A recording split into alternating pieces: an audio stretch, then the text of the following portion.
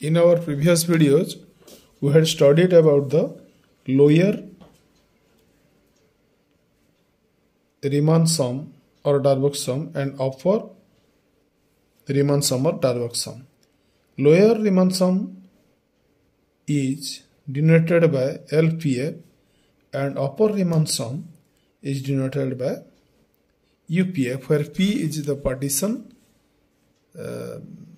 which divides the interval AB, closed interval AB, into a number of subintervals. And this LPF we have defined as I is equal to 1 to n m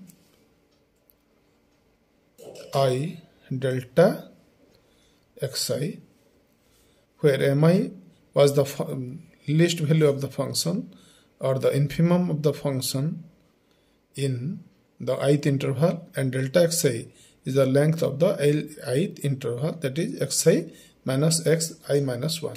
Similarly, the upper Riemann sum or upper Darboux sum was defined as I is equal to 1 to n summation capital Mi delta xi, where capital Mi is the maximum value of the function or supremum of f, and delta xi is the length of the ith interval. Suppose this is the closed interval a b. We can take a partition like this. Suppose this is a equal to x0, this is x1, this is x2, this is x3, this is x4, and b is equal to x5. We can also take another partition where this a is equal to x0, suppose this is x1, suppose this is x2, suppose this is x3, suppose this is x4, this is x5, this is x6, and suppose this b is equal to x7. We can make a partition like this also, which divides this closed interval AB into 1, 2, 3, 4, 5, 6, 7 sub-intervals. Similarly, we can consider another partition also. This is the closed interval AB. Let us this be x1, this a is equal to x0, this be x2, this be x3, this be x4, this be x5, this be x6, suppose this is x7, suppose this is x8, and suppose this is x9, b is equal to x9. In similar ways, we can consider different partitions for the closed interval AB.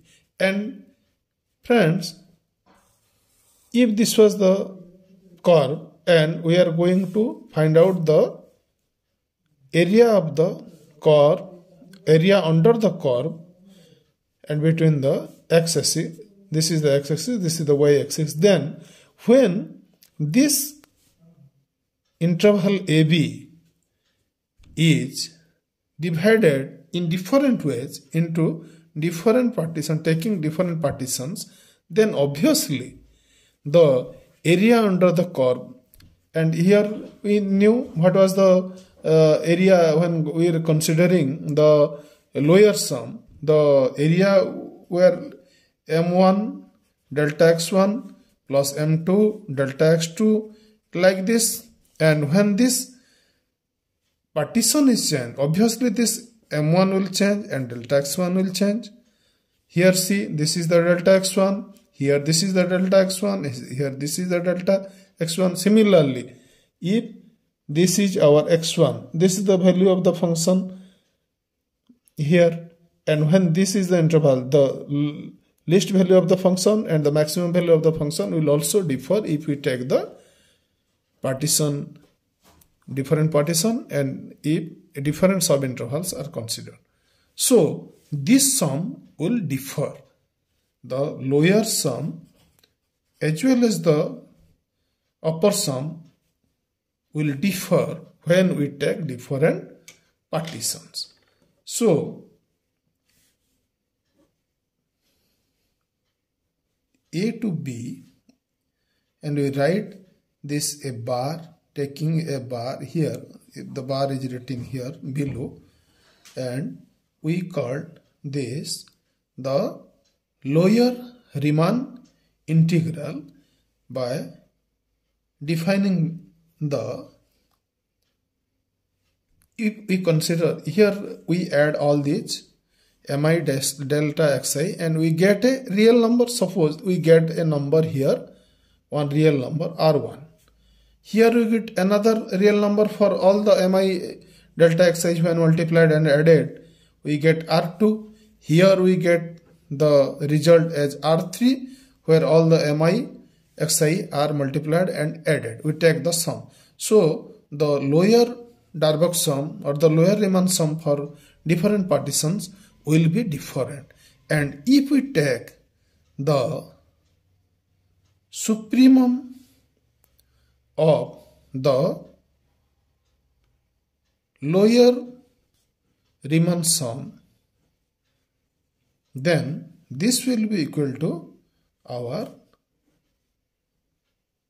lower Riemann integral, that is LPF. Similarly, the upper Riemann integral from A to B, here the bar is written in the upper hand to show that this is the upper Riemann integral, that will be the infimum of all the values of the upper Riemann sum. When we will change the partitions, obviously the value of the maximum value of the function mi will also differ, and therefore mi delta xy, the bigger rectangles areas, will also differ, and the UPF or the upper Riemann sum will also differ, and we will get different numbers there. And if we take infimum of these different numbers, we get the upper Riemann integral.